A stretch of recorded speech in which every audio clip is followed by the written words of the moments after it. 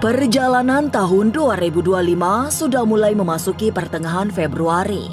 Tapi hati-hati, segala kemungkinan bencana masih akan terjadi. Setelah banjir, karena musim penghujan mulai ringan, akan disusul bencana lain berupa kebakaran. Apalagi memasuki pertengahan tahun, saat pergantian musim menjadi kemarau, potensi kebakaran sangat besar. Bencana juga disumbang oleh perut bumi. Gempa besar terjadi, termasuk yang mengguncang setelah terjadi letusan gunung berapi. Situasi bangsa ini makin memprihatinkan, karena diramalkan perekonomian masih sangat berat. Sementara itu, kesenjangan sosial makin lebar, oleh sebab kelas menengah bertambah kaya, sedangkan kelas bawah kian susah. Tapi benarkah masih akan banyak koruptor yang tertangkap? Bagaimana dengan kehidupan para selebriti? Masa depan memang misterius dan penuh dengan tanda tanya.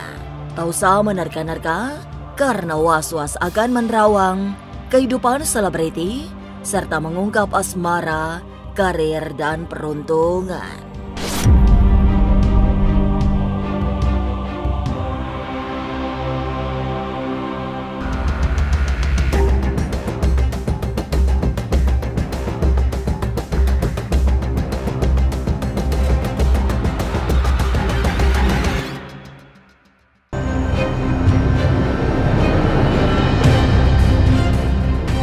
Memasuki pekan kedua bulan Februari, rupa-rupanya bencana alam masih menjadi tema utama peristiwa yang akan dialami rakyat Indonesia.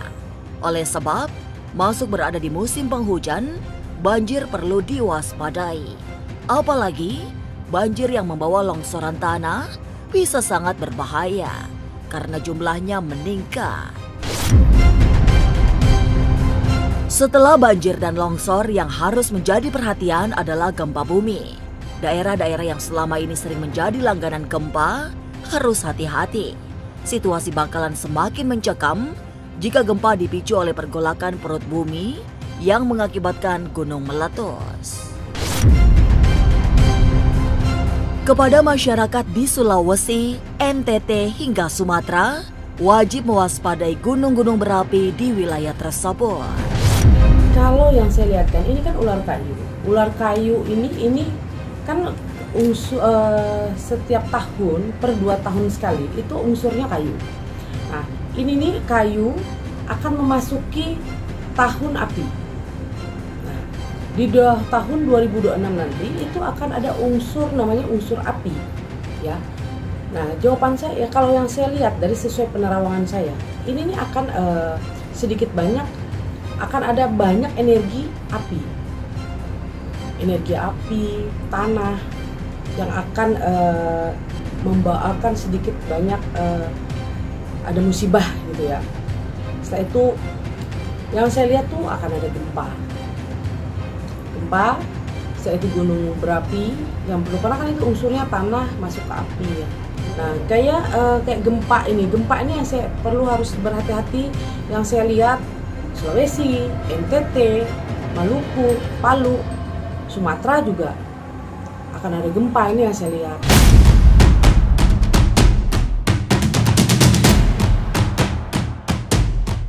Setelah meninggalkan bulan Februari, kemudian masuk triwulan pertama, kewaspadaan harus semakin ditingkatkan. Sebab setelah masuk pertengahan tahun, bencana akan semakin menggila, termasuk yang berasal dari unsur api. Bencana dengan kadar sangat menakutkan bakal terjadi di pertengahan tahun 2025 ini. Oleh karena musim mulai beralih ke kemarau, bencana banjir akan digantikan oleh malapetaka yang memiliki unsur api. Kalau yang saya lihat untuk pertengahan tahun, mulai masuk pertengahan tahun ini cuaca tuh untuk banjir sih saya lihat sih berkurang ya, berkurang untuk banjir. Tapi yang perlu diperhatikan tuh cuacanya panas. Nah, kalau ada cuaca panas sedikit banyak kan ada banyak kebakaran. Itu yang perlu diperhatikan banget, kebakaran. Kalau untuk di daerah pasti akan ada, yang saya takutin tuh akan ada kebakaran hutan yang sangat besar. seperti di Pulau Kalimantan, Sumatera, Riau itu perlu berhati-hati banget. Karena kalau cuaca panas, hutan pasti kan takutnya ada kebakaran hutan. Itu yang perlu diperhatikan banget gitu.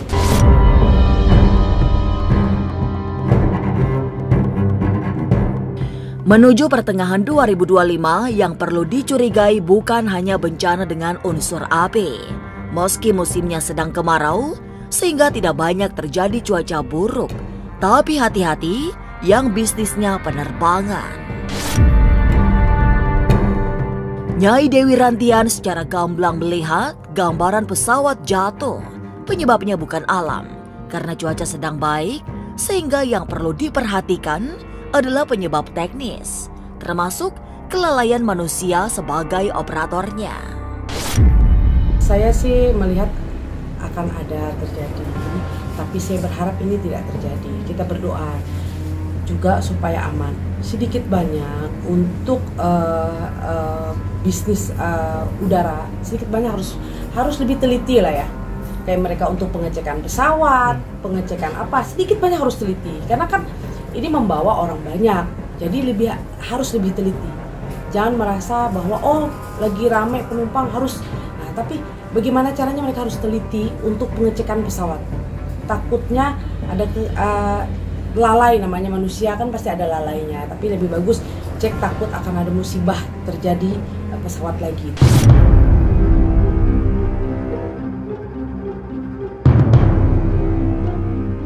Kecelakaan maut di dunia penerbangan memang selalu memberi suasana duka yang mendalam. Tapi jangan kemudian yang ada di darat kehilangan kehati-hatian. Sebab Nyai Dewi Rantian juga melihat sinyal kecelakaan beruntun di jalan tol. Yang paling menyeramkan, kecelakaan dialami oleh truk tronton berukuran besar. Akibatnya kecelakaan yang terjadi menjadi yang paling mengerikan.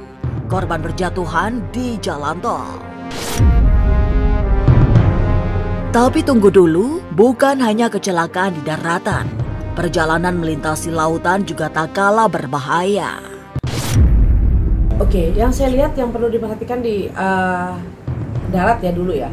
Darat ini akan ada banyak kecelakaan di tol. Ya, di tol. Yang saya lihat takutnya akan ada banyak sering terjadi tabrakan beruntun. Ya, seperti truk-truk angkutan. Itu tolong agak sedikit pemerintah bagaimana caranya untuk beban yang dibawa nih harus dicek betul-betul benar nggak ini, karena ini kan suatu untuk keamanan di jalan ya kan, seperti itu. Setelah itu untuk di laut ini yang saya takutin ada peri penyeberangan, kapal peri penyeberangan ya. Tolong karena mungkin angin lumayan kencang, takutnya akan ada terjadi sesuatu, tapi harus sedikit berhati-hati lah ya.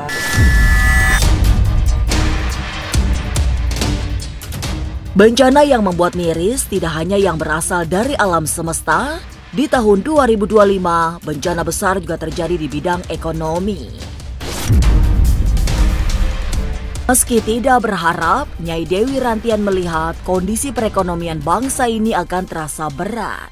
Tanda-tanda perbaikan masih jauh dari harapan. Orang makin susah mencari penghidupan. Sedangkan pemutusan hubungan kerja alias PHK terjadi di mana-mana. Untuk di tahun 2025 ini, ekonomi kurang begitu bagus sebenarnya di awal-awalnya. Orang banyak yang merasa susah. Itu yang saya lihat juga akan ada PHK ya. Jadi perekonomian kalau dibilang membaik sih,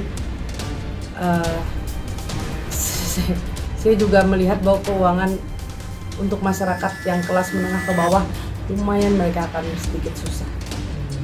Ya, tapi untuk kelas menengah ke atas kehidupan mereka aman-aman aja. Tapi yang lebih kasihan itu orang kelas menengah ke bawah.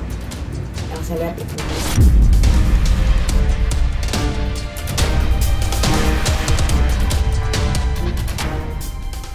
Banyak sekali gambaran suram menjelang pertengahan tahun ini. Apalagi kondisi perekonomian bangsa juga sedang tidak baik. Tapi benarkah kecelakaan maut akan terjadi di musim mudik tahun ini.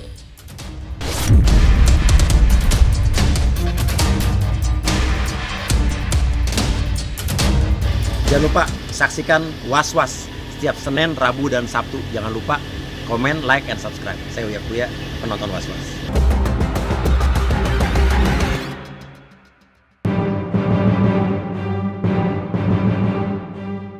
Berbagai kecelakaan yang terjadi di darat, laut, dan udara semakin menambah suasana tahun 2025 terasa suram.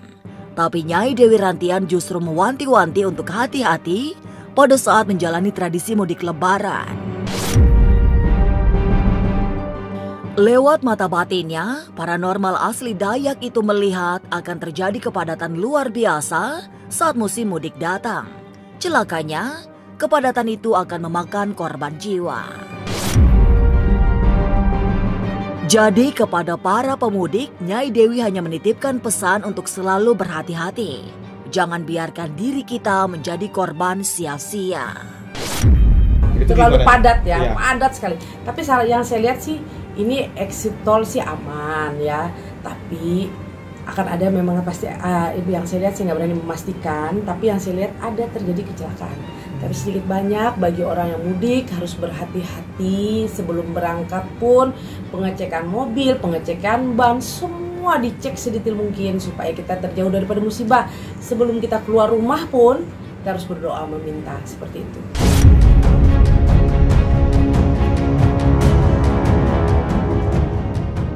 Bencana-bencana besar yang terjadi sepanjang tahun 2025 terasa semakin membuat suasana suram. Dan kesuraman yang lebih peka dialami oleh artis-artis yang rumah tangganya bermasalah. Mereka yang selama ini terlihat adem ayem, rupanya menyimpan bara yang setiap saat bisa berubah menjadi api yang membakar semuanya. Mulai pertengahan tahun nanti akan bermunculan artis-artis yang mengalami perceraian panas. Dan ternyata sebagian besar penyebab perceraian selebriti tahun ini dipicu oleh orang ketiga yang merusak kebahagiaan. Kalau di pertengahan tahun akan banyak meningkat perceraian, tapi di awal tahun ini tidak begitu ini, tapi akan ini setelah bulan 5, bulan 6 ini pasti akan ada perceraian yang saya lihat. Kalau yang Nyai lihat sendiri faktor utamanya apakah karena faktor ekonomi? Orang ketiga, ekonomi juga. Sedikit banyak karena ada orang ketiga ya pasti karena ada ekonomi.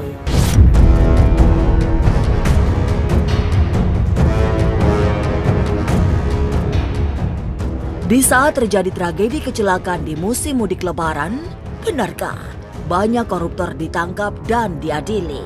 Siapa saja mereka?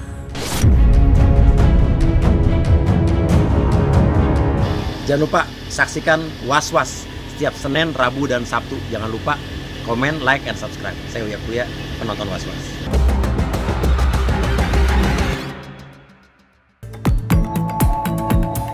Apa boleh buat, tahun 2025 masih akan banyak koruptor yang mencuri uang rakyat.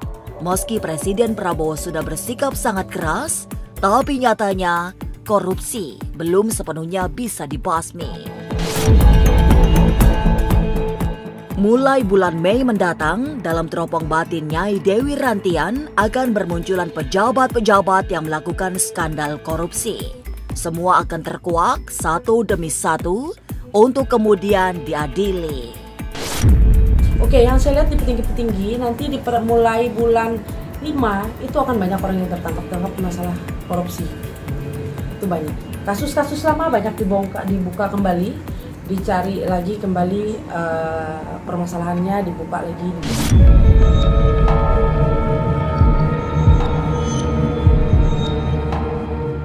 Tahun 2025, separah apapun kondisinya tetap harus dijalani dengan penuh pengharapan.